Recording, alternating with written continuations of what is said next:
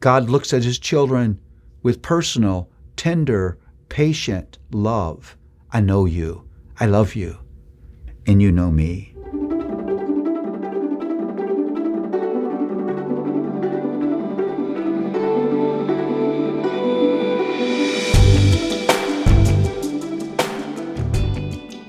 Well, we want to look at this famous passage from John 10 where Jesus declares himself to be the shepherd of shepherds, the good shepherd, the best shepherd ever. And I'm not going to read you the whole section, but I want to just read a couple verses. So Jesus again said to them, "Truly, truly, I say to you, I am the door of the sheep. All who came before me are thieves and robbers, but the sheep did not listen to them. I am the door. If anyone enters by me, he will be saved and will go in and out and find pasture." There are several things that this passage says to us. One, this is Jesus naming, rebuking the false shepherds of Israel and declaring that he is the good shepherd. And he does that in fulfillment of Ezekiel 34, where there's a promise that a better shepherd will be sent by God. Well, there are 5 things that you want to get out of this passage. First, Jesus says, "I am the door. If anyone enters through me, he will be saved." Jesus is saying, I am the one and only way to God. Salvation is only ever through his person and work. There aren't 14 ways to God. Jesus is the way. Second thing he says, "I have come that they may have life and have it abundantly." What in the world does that mean? Does it mean this comfortable, pleasurable life, nice cars, big houses, good food, great vacations? No. Jesus says, I'm calling you not to a dour, lifeless, miserable existence that squashes human potential. No, not at all. But to a rich, full, joyful life. One that's overflowing with meaningful activities.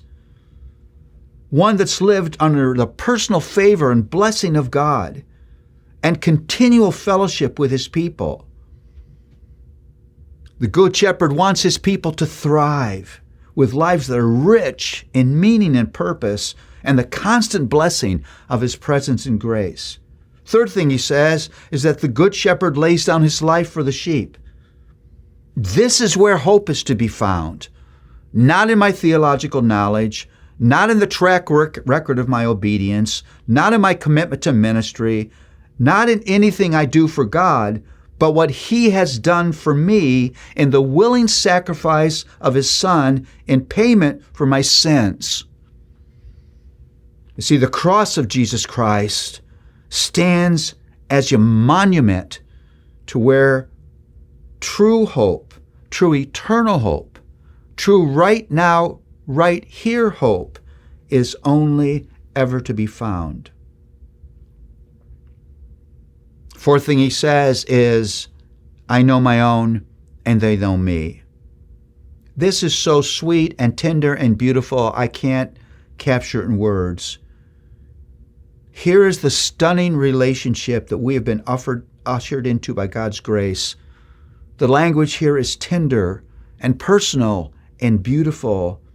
It's the language of a close, loving, committed, and personal relationship. Think about it.